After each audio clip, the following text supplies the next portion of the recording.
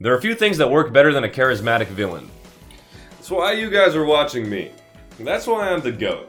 But you know what's better than a charismatic villain? A charismatic group of villains. So we'll be continuing talking about baddies from different series, and today we're talking about the Phantom Troupe. The spooky Troupe. This was the title of the presentation. The other option was Phantom Tax, but I decided not to go with that. And I lied in my last video. This is actually the last video that is recorded before I go on vacation. So this is officially the end of Luca Levi Season 1. Thank you guys for watching. It was a great first season. It was a fun time. We don't have too much time. Let's begin. There are just a few manga spoilers. What exactly is the Phantom Troupe? They are a group of baddies from Detroit, Michigan. Just kidding. They're from Meteor City. Meteor City's not that bad. I'm just kidding, my Detroit watchers. Don't you guys have a basketball team to be disappointed in? So not only are they bad guys from this rundown, crime-ridden, infested area, but they're also a coalition of voice actors from old movies. This is how they know each other when they were children, and they dub over old movies. Which leads me to my next point. Their backstory makes sense, and the way others join too also makes sense. To keep it brief, the founding members of the Phantom Troupe were obviously all friends doing this voice acting shit, and then one of their friends got kidnapped and murdered. I don't know why I'm laughing at that, but there you go. The world of Hunter x Hunter. So anyway, after they found out that their friend was indeed murdered, these kids, this group of kids, finally created this troupe, the Phantom Troupe, to find out who murdered her. And they're infamous. That's why others joining too makes sense, because when you're evil, you may as well join other evil people. And they relentlessly mow randos down. I do not like the fact that some people think the Phantom Troupe isn't actually evil. Yeah, they're fucking lunatics, okay? They're psychopaths who kill like fucking everybody. Chill. Which is an interesting juxtaposition because they formed to hunt the baddies that killed their friend. They got a little bit lost in the past, but whatever. We'll give them the pass because they're charismatic, I guess. And the group, since they're called the Phantom Troupe or referred to as the Spiders, consists of these members / legs and the head, Crollo. But don't let this backstory distract you from the fact that Kurapika is drowning in an indescribable sadness. Darn. Alright, and time to talk about the characters. There's not too much to talk about because honestly, they don't really do that much. We only see them in one full arc and then the Succession War, but let's start with Nobunaga. Adulthood changes him. I get it, man. In the manga, when you're a kid, you're always smiling, you're having a good time. Yeah, this is what happens when you have a job. I would know. It sucks, Nobunaga. I know. But even though he looks like this, he's still one of the friendlier group members, especially to Gun and Killua, except when it's time for business. Then he gets fucking serious. And he looks like a samurai, but for all of the samurai swagger, he really doesn't follow Bushido, because he has a fucking chain on his sword, which he uses to throw. Not very samurai-like. He's a solo fighter, but bromance prevails because he always fights with his boy Uvogin. That's really all we know about Nobunaga from the anime. Then he does join the Succession War, of course, because the entire Phantom Troupe is there, but he doesn't do much in the Succession War unless you count killing random fucking fodder doing something. But I'll use this time to say that he's an adept fighter who deeply understands Nen. And this is something that is true of all the Phantom Troupe members. And even though he doesn't do that much, there's just something about him that makes me like him. It's a classic Phantom Troupe angle, man. They're all like this. Next up, we've got Phaeton. He's a short guy with a collar over his mouth and he speaks a few words. Now, based off this characterization, you would not expect his power to be what it is, because his power is, in fact, having the power of the sun in the palm of my hand. That's not really what you expect from a curt little emo boy with his own language, but hey, he's also fucking ripped. We don't see him really fight too much until the Chimera Ant arc, and then we find out that the sun that he makes gets stronger the more damage he takes, which makes no fucking sense, because he's a torturer, not the tortured. I think this is a common trope in anime, where torturer characters have always been tortured in the past or something. I don't even think this guy's been tortured in the past, because he has porcelain fucking skin. You cannot convince me that this man has been tortured. And yeah, you already know all of this shit. He's adept at Nen, he's a strong fighter, and not only does he foderize assassin sailors, but insects too. Wow. Incredible feats, Phaeton. And then we got a lot of people's favorite members outside of Hisoka and Crollo because they're a special case, but she has an outwardly cold appearance, but is actually a secret softie. She creates Nen stitches to heal people and reattach limbs, and then she can also use the threads to choke or control people. Does that sound like anything to you? Yes. It sounds exactly like what a normal fucking doctor could do. Or a normal serial killer, if they had access to those threads, I guess. Honestly, she just sounds like Dexter, but her power is really cool. The reason a lot of people like her, I think, is because she does end up healing Hisoka. Anyone attached to Hisoka in any way, plus points, man, plus aura. Unless you're a child. And I joke, yeah, doctors can do this too, but her threads are nigh unbreakable until they're detached, so she actually is really strong. And she's a big-time Crollo stan. You can say that to a lot of members, but she's a special case. And honestly, I get it. If Crollo was my leader, actually no. I don't have any leaders, fuck that. And honestly, she's a softie because she stitches up a dead man. Why the fuck would you get close to someone that looks like this? Not only is he ugly and burnt, first, he smells like dead flesh for sure, and she's like, you know what? You paid me ahead of time, I gotta stitch him up. And she doesn't even actually fucking stitch him up, he does it himself. Damn, is this a Phantom Troupe slander video? Never. They're the best. And then we've got number 4, Hisoka, a lot of people's favorites. Guess who has his own video on the channel? You clown, if you haven't seen it, go check it out. So we'll keep this brief. He's a lot of people's favorite character or villain, including Dr. Disrespect for reasons that I will not go into in this video. He doesn't really take sides, he just wants to fight strong people. That's kind of based. He's kind of a good guy and a bad guy at the same time, in a strange way, and he's the first person ever to look more handsome posthumously. And I will be the second. I don't know what that means actually. But memes aside, Bungee Gum is really strong. It's really versatile, really adaptable. You can see it in the one shot of his. While being a pedophile, he's also naked multiple times throughout the show. Free Willy. And he's not a real member, so shh, keep it quiet. Just kidding, the Phantom Troupe already knows. Kaluto took his spot. He is one of the Zoldyck brothers, and he's very envious of Aluka, probably because Killua loves her. Now, everyone could be envious of fucking Aluka because she is a literal god. And we really don't see Kaluto do a lot, but he does use a fan or paper to fight. That sounds weak, you might be saying if you have no idea what you're talking about, because this is Hunter x Hunter. Anything can be fucking strong. Although he's probably currently the weakest member. His motivation for joining the troupe was to get Killua back, so W brother moment, and he is very good for stealth / information gathering because he can create these paper people who transmit sound and information. That's okay, I guess. And then he can also make this paper whirlwind that cuts a lot of people up. That's cool too, I guess. But that's basically all we know about Kaluto, and see him do. Then we got number 5, Finks. And Finks is low-key one of my favorite members, because first of all, he's dripped out in Gucci swag. Man is wearing a Gucci tracksuit. That's fucking awesome. Well, yes, he probably needs therapy considering he's constantly angry. You should give him his flowers, because he's a gentleman who gave Shirizu his clothes. What is Shirizu wearing in that? Hold on, we'll get to that in a sec. His ability gives them the opportunity to literally one-shot. I'm gonna headcanon the fact that there's no cap on his wind-up punch. They never say that there is, so let's just say he does not have a cap, I mean. And honestly, he's kind of the comic relief of the troupe. He's constantly clowned on by his friends, and if you take a look at this scene where he says, "Sorry, I was lying," you don't even need to know what's happening to think that this is funny, in my opinion at least. Now, I'm a fucking idiot maybe though. And the reason for this is really because he's dumb, and he wears Skechers. If you wear Skechers, what are you doing? I'm just kidding. I don't fucking know again. Alright, and then back to what we were talking about. Why does he dress like a pharaoh? Yes, I get it. Sphinx. And I get that fucking Togashi took a trip to Egypt and wanted to characterize him like this. But in the anime, they just give him this Gucci swag. So, why? Then we've got number 6, Pakunoda. She has a Nen gun, but she also uses a real one, and it had way better results, to be honest. All that happened when you used the Nen gun was you died, so do the math here. She's the true-based one, considering she sacrificed herself for the good of the troupe. A lot of people say that they do that in the troupe, but they never really do. She has the ability to check people's memories, and is a human lie detector just innately. Too bad those don't work. If a machine doesn't work, how do you expect her innate ability to tell lies to work? Yeah, fuck off, Pakunoda. But her most important ability is the ability to instill memories into others, which ultimately ends up killing her. Now, why did you pick a gun to be your transfer method? Like, it could have been anything else. So instilling memories better fucking hurt, because if it doesn't, the gun makes no sense. Just a strange choice, Pakunoda. But I will absolutely say she's a very cool character for the short while that she's alive. Rest in peace. I should also mention that she is not officially number 6. She and Shalnark could be 6 or 9, but let's just call her 6. Next we've got number 7, Franklin. You'd think that this guy is top tier in terms of strength, considering he just picked up Shizuku, but no, he's 4th. Instead, he uses his sausage fingers to shoot bullets. When I saw this, all I could think to myself was, what the fuck? If you stop and take a look at any of the abilities in Hunter x Hunter, you start to think, what was Togashi smoking, or why is he such a genius? There's no in between. He's one of the few members who's willing to kill his own friends for the sake of the troupe, restart it if need be.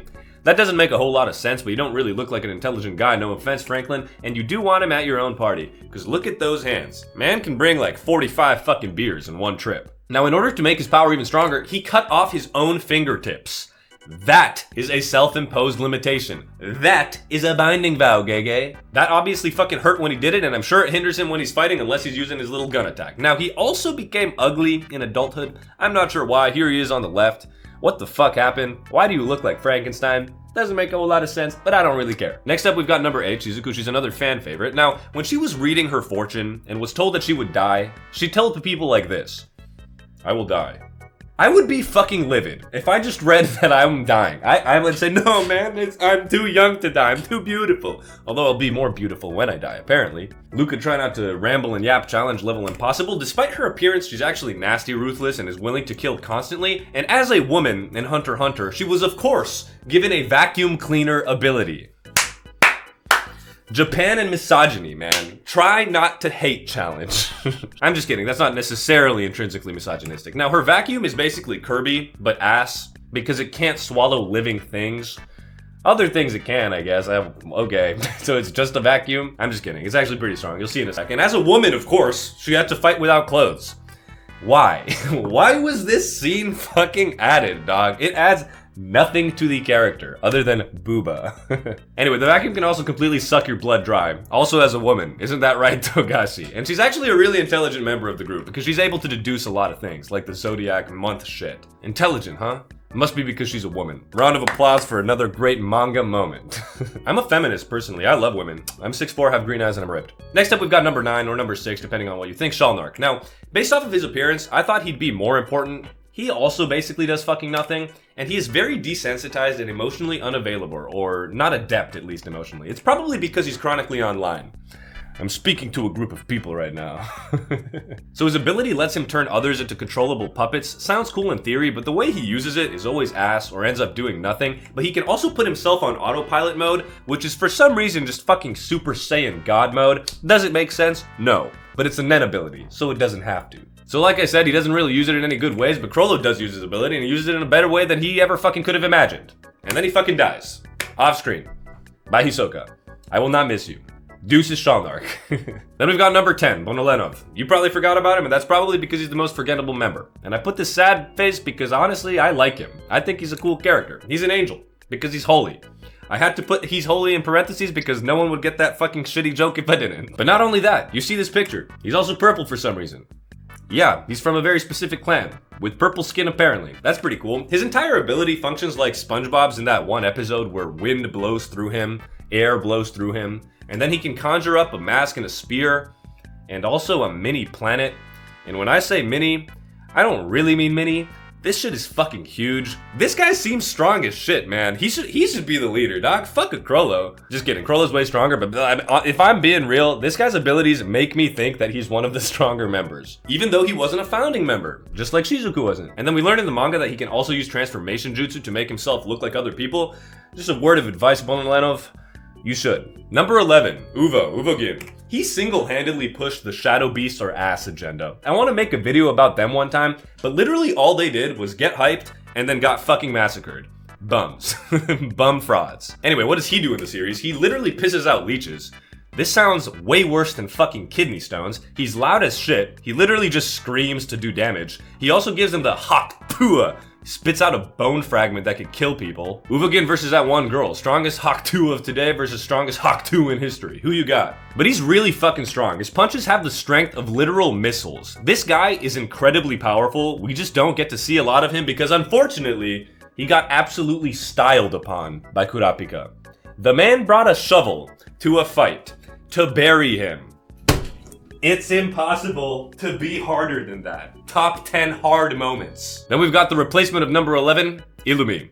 Or should I say, Gitarakur. No, I shouldn't because he looks weird and ugly. Let's do that over again. Illumi is buddies with Hisoka, but not really. It doesn't seem like the man knows how to make a lot of friends. Everything is business. Hisoka seems like a pretty chill guy, if you're strong and not a child. And although they're often compared, I really don't think that he's on Hisoka's level. I mean, I cannot see Illumi fighting Chrollo on even footing without preparation. That's something Hisoka did. Although it's really tough to say. It's all fucking headcanon because Illumi doesn't really do much. He just kind of smurfs the Hunter exam. It's like going to fucking 3rd grade as a 25-year-old. Yeah, I can beat the kids at basketball. I would dunk on Lil Johnny, man. He doesn't stand a chance. Side tangent though, this is actually something that once happened. A 12-year-old challenged me to basketball. And then I dunked on him. Literally, it's a true story. I need my friends to comment this. Anyway, yap session aside, Illumi uses needles to hypnotize people, control people / corpses, or change what their bodies look like. Not a good power set to fight against if you have, I don't fucking know, needle phobia. And while he is the eldest of his brothers, he's not even the strongest Zoldyck child. Fucking loser. And as for him, he's a pretty honest guy. Which goes pretty hard, because when he's asked, are you part of the Phantom Troupe, he straight up says, yep, I'm a fucking villain. Then we've got the 12th leg of the Phantom Troupe, Troupe. Now he's physically the weakest member of the group. No way! This dude? You're shitting me. This guy's the weakest? No man, I don't believe you. He's only 4 foot tall and fucking skinny as shit. The thing is though, he doesn't seem to be intelligent either, because all he does is just sit there and watches with that one eye. The man doesn't speak. He's putting up 3 fingers because that's what he knows how to count to. Cortopi slanderer for no fucking reason. I'm an agenda pusher. Now his powers are basically just to make a copy of any inanimate object including fucking buildings for some reason, but we don't get to see him too much because, again, he doesn't do a lot, but he does give Krollo gallery fake, so kind of cool. And of course, we've come to the head, the reason a lot of people like the Phantom Troupe Krollo. This is a true, nah, I'd win. He tells Hisoka, dog, I'm gonna win, and then he backs it up. Fucking hard, man. And not only does he back it up, he's Mr. Charisma of the Phantom Troupe. Everyone fucking loves him. He is the leader. Every audience member loves him, but he's also Mr. OP and Mr. Hyper Intellectual. Does he sound like a Gary Stu? Yes, but he's evil, so it's okay. There's so much to say about Krollo and his ability. We could make an entire video on it, so let's keep it brief. His ability steals others' Nen abilities under some conditions, which we won't go over in this video because they're fucking complicated. And then he puts them in this little book where he can open up to other pages and use his abilities. Now, he can also put a bookmark in his book of copies to use pages without some of these conditions. Again, it's kind of complicated, not in the scope of this video, but man, his power is fucking dope. Yep, super cool and super strong, and he probably has one of the coolest, the top two, at least in my opinion, fight in Hunter x Hunter. If you haven't checked this out, if you haven't read the manga, I highly, highly recommend it. And I hate to bring this up, Krollo fans, but yeah, he does kind of rizz up a young girl. Hisoka moment. But all in all, he's a very cool, very strong, excellent villain leader. Great character. So, in conclusion, what can we say about the Phantom Troupe? They have varied designs and powers and personalities, which is very nice. This is typical of Hunter x Hunter. This is what makes it so great. Every member is also deathly loyal. This is incredibly based in a villain group. It gives it a completely different vibe than the Akatsuki, and the reason really is because Krollo is an amazing leader with cool powers. Wow, go Krollo! Literally the entire Phantom Troupe fucking glazes Krollo 24/7. Nen really does let you do anything, huh? Yes, it does. And this is to the Phantom Troupe and all the people watching in Detroit. I love you even if you're from there. But ultimately, to think that all of this started just because their friend got brutally fucking murdered as a child. And also movies. It's a fun time. If you enjoyed this video, please consider liking and subscribing. Phantom Troupe enjoyers, please let me know down below who's your favorite member, who's your least favorite. Did I do an okay job describing them? Are any of my takes L's? Probably. As we know, idiot. At least I'm smarter and stronger than Kortopi, so I could probably join the troupe if I wanted to. Although actually, maybe I'm a little bit of a Krollo, huh? We should do a which Phantom Troupe member are you quiz. That would be kind of fun. Leave other suggestions for any games, characters, series that we want to cover. Everything I do for you. Like I said earlier in the video, I will be back from vacation this week. This is the end of season 1. We're gonna have a different outro. Until then, until next time, you're looking beautiful, and I love you. Goodbye.